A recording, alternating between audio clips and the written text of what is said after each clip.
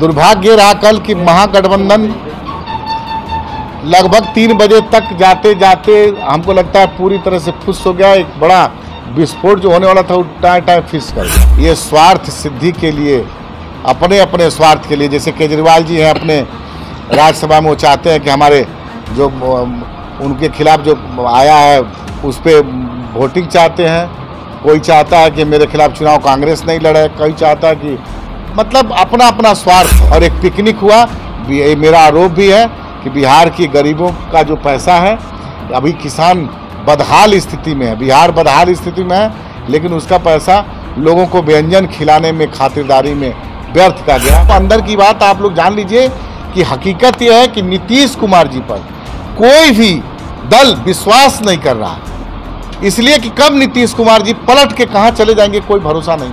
ये बहुत दिन से कयास लगाया जा रहा था महागठबंधन का एक बड़ा स्वरूप जो प्रधानमंत्री मोदी 2024 में उनके खिलाफ, प्रधानमंत्री के चेहरे के खिलाफ एक मुहिम जो हमारे प्रदेश के मुख्यमंत्री जो स्वयं बैसाखी में सरकार चला रहे हैं वो कर रहे हैं, तो इसकी कल्पना बंद कर दीजिए। तो इसकी बड़ी मतलब जोर खरोश पूरे देश में इसका था कि बहुत बड़ा कुछ होगा, बहुत बड़ा कुछ होगा। हम लोग भी लग रहा था कि नहीं, बिहार की धरती से बड़ा एक महागठबंधन का शुरुआत होगी। लेकिन दुर्भाग्य रहा कल कि महागठबंधन लगभग 3 बजे तक जाते जाते हमको लगता है पूरी तरह से फुस हो गया। एक बड़ा विस्फोट जो होने वाला था वो टाइम फिक्स कर गया। महागठबंधन 3-4 बजे तक हमको लगता है कि उसमें कई सारे लोग जाने के लिए जल्दी निकले। प्रेस कॉन्फ्रेंस के समय हमको लगता है उसमें आधे से ज़्यादा लोग जा चुके थे। प्रेस कॉन्फ्रेंस में आप लोग देखा होगा, और उसमें यह स्पष्ट हो गया कि कहीं इन लोगों की कोई एकजुटता नहीं है। ये स्वार्थ सिद्धि के लिए, अपने अपने स्वार्थ के लिए, जैसे केजरीवाल जी हैं अपने राज्यसभा में वो चाहते हैं कि हमारे जो उनके खिलाफ जो आया है उस पर वोटिंग चाहते हैं। कोई चाहता है कि मेरे खिलाफ चुनाव कांग्रेस नहीं लड़े, कोई चाहता है कि मतलब अपना अपना स्वार्थ है। तो ये महागठबंधन लगभग फेल कर गया। और बहुत सारे देश के विपक्ष के बहुत बड़े चेहरा, जैसे मान लीजिए बहन मायावती जी बसपा की, आपके बगल के नवीन पटनायक जी, जगन मोहन रेड्डी जी आंध्रा के मुख्यमंत्री, बहुत सारे लोग, और तेलंगाना के जो शुरुआत इस मुहिम की किए थे चंद्रशेखर राव जी, वो भी लोग नदारत थे। तो कुल मिला करके मेरे पार्टी का तरफ कहना है कि नीतीश कुमार अपने इस मिशन में फेलियर हो गए और ये महागठबंधन एक फ़ोटो सेशन बन के रह गई, सिर्फ फ़ोटो खिंचवाने के लिए। और एक पिकनिक हुआ, मेरा आरोप भी है कि बिहार की गरीबों का जो पैसा है, अभी किसान बदहाल स्थिति में है, बिहार बदहाल स्थिति में है, लेकिन उसका पैसा लोगों को व्यंजन खिलाने में, खातिरदारी में व्यर्थ का गया। और ये उनका मिशन शुरू होने से पहले ही फ्लॉप कर गया। अब आगे आप लोगों को कुछ पूछना बताइए। बैठक में तो कहा जा रहा है कि सफल बैठक रहा, तो आगे का बैठक शिमला में रखा गया है 12 तारीख को, 12 जुलाई को। अरे हम तो बैठक में ही आप ही लोगों की तरफ से ब्रेकिंग न्यूज़ देख रहे थे, संयोजक बनाए गए, कहाँ गया, क्या हुआ, ये कोई डिसीजन हुआ इस बैठक में? कुछ नहीं हुआ साहब। अंदर की बात आप लोग जान लीजिए कि हकीकत यह है कि नीतीश कुमार जी पर कोई भी दल विश्वास नहीं कर रहा, इसलिए कि कब नीतीश कुमार जी पलट के कहां चले जाएंगे कोई भरोसा नहीं। चूंकि इनका इतिहास, इनका जो इनकी इमेज जो है इस कदर बिगड़ गई है कि कोई भी दल, अरे कांग्रेस को पहले से कई बार धोखा दे चुके हैं, आरजेडी को धोखा दे चुके हैं। ममता बनर्जी जी का आप पुराना रिकॉर्ड देखिएगा, झारखंड के चुनाव में इनके खिलाफ कितना कड़ा प्रहार किए हैं। इसलिए इनके ऊपर किसी दल का भरोसा नहीं है।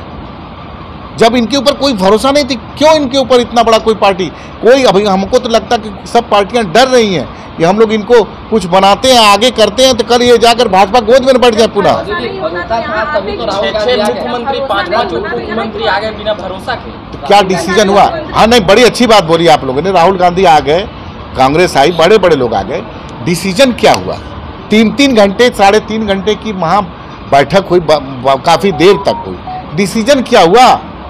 एक डिसीजन, शुरुआती डिसीजन बता दीजिए हमको। आप लोगों को किस तरह सीजन एकजुटता का। अरे भाई मान लीजिए एकजुटता का हो, कोई संयोजक आप ही लोग तरफ से आ रहा था ना कि नीतीश कुमार महागठबंधन के संयोजक बने, कहीं कुछ तो नहीं हुआ। शिमला में सीट शेयरिंग होगा, वहाँ यही बैठक से आगे की निकल बात वहाँ। अरे शिमला में और आधे लोग गायब हो जाएंगे, जैसे बताए ना 6 बड़े चेहरे नहीं आए थे महागठबंधन के, नवीन पटनायक से लेकर के मायावती जी से लेकर जगन मोहन रेड्डी जी से लेकर के चंद्रशेखर राव से लेकर के बहुत सारे लोग नहीं आए थे। इन लोगों को तो न्योता ही नहीं पता है, न्योता नहीं था तो फिर वो लोग देश की राजनीति में 5, 3 बार 4 बार के मुख्यमंत्री हैं, तो क्या वो एनडीए में है लोग?